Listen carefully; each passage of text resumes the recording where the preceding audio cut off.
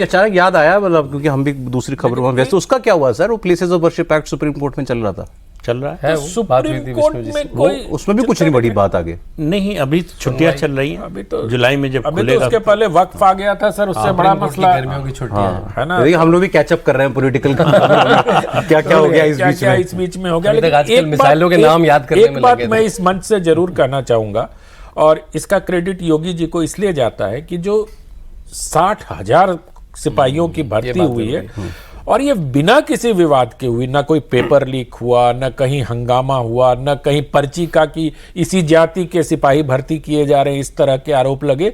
और मुझे लगता है कि योगी जी का नेतृत्व और राजीव कृष्णा का प्रशासनिक जो उनका एक्यूमेन है, जो अभी डीजीपी बनाए गए, उनके पास पुलिस भर्ती बोर्ड भी है, तो उन्होंने बहुत कायदे से, और 60,000 की संख्या बहुत बड़ी होती है, आप समझिए कि कितने लोगों नहीं ने लगता है यूपी में इतने बड़ी संख्या में इस पे कभी एक बात कहना चाहूंगा, ये मेरे तो ये भी पता चला कि वो जब फिजिकल परीक्षा जो होती है इसकी, उसमें तो ओलंपियंस को भी लगाया गया था। बिल्कुल चेक करने के देखिए, इस पे बात कहना चाहूंगा, ये केवल 60,000 नहीं है, 2,16,000 हो जाएगी भर्ती।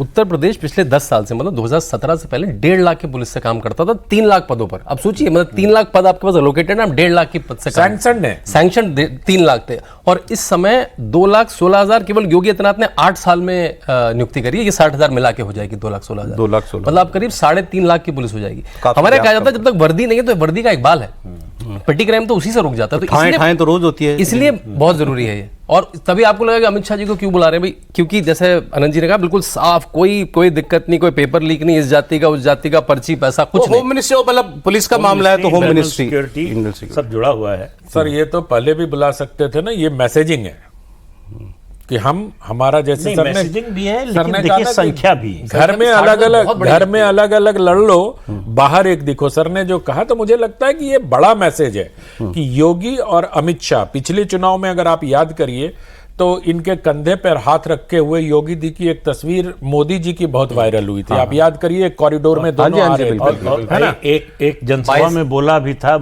योगी उपयोगी, योगी और मोदी उपयोगी, यूपी और प्लस योगी उपयोगी, और कहा भी मेरे भी मुख्यमंत्री हैं, मैं भी सांसद हूं। तो अमित शाह की ऐसी कोई तस्वीर उत्तर प्रदेश के भारतीय जनता पार्टी के कार्यकर्ताओं के बीच नहीं है, और इस तरह के बहुत सारी खबरें चलती हैं कि उन्होंने इसको काट दिया, उन्होंने इसको गिरा दिया, वो ये चाल चल रही है, वो चाल चल रही है।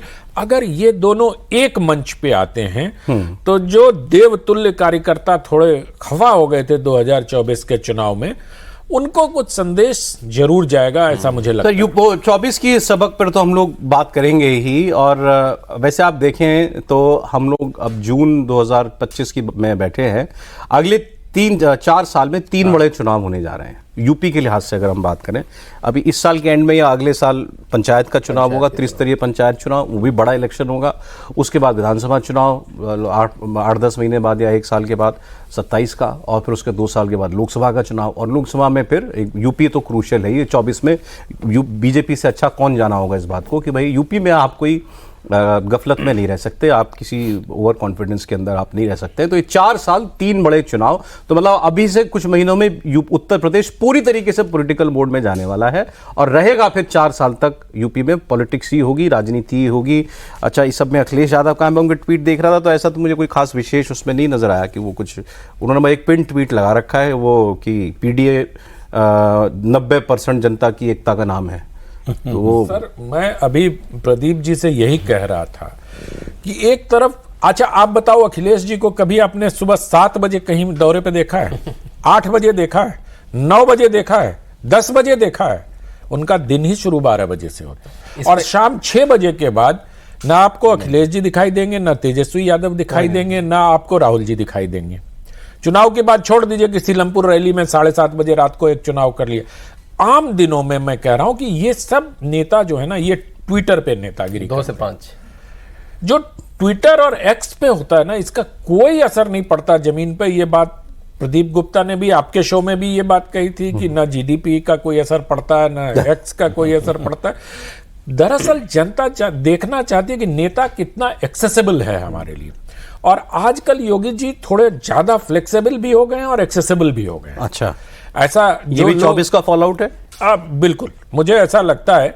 आप देखिए ना, भारतीय जनता पार्टी की तरफ से ये संदेश भी है, वहां की जो टॉप लीडरशिप है, जो उप मुख्यमंत्री है, या कोई बयान आ रहा है पहले केशव मौर्य जी के बयान निहितार्थ निकाल के हम लोग चर्चा करते थे कि उन्होंने योगी को यह संदेश दिया। अब केशव मौर्य जी का भी कोई बयान नहीं आता, ब्रजेश पाठक जी का तो खैर आता ही नहीं था।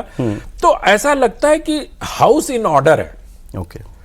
और योगी जी पर जो एक तरीके की कुछ लोग तोहमत लगाते थे कि वो अफसरों के कहने पर चलते हैं, सारी बातें अफसर ही करते हैं, पार्टी कार्यकर्ता की अनदेखी होती है। अनदेखी हो रही है, वो भी अब थोड़ा थोड़ा मुझे लगता है कि पार्टी कार्यकर्ताओं के द्वार खुले नहीं खुले ये मुझे मालूम नहीं, लेकिन जनप्रतिनिधियों के द्वार योगी जी ने खोले हैं पहले से ज्यादा। अच्छा, वो थोड़े फ्लेक्सिबल हुए एमपी, एमएलए, पार्षद, हाँ, इन लोगों से मिलना जुलना ज्यादा। अगर आप उनकी ट्विटर की वॉल देखेंगे तो 3 बार विधानसभा लगती, तीनों बार वो सारे विधायकों से मिलते हैं, कुछ कुछ को 2-2 3-3 से, मतलब लोकसभा वाइज।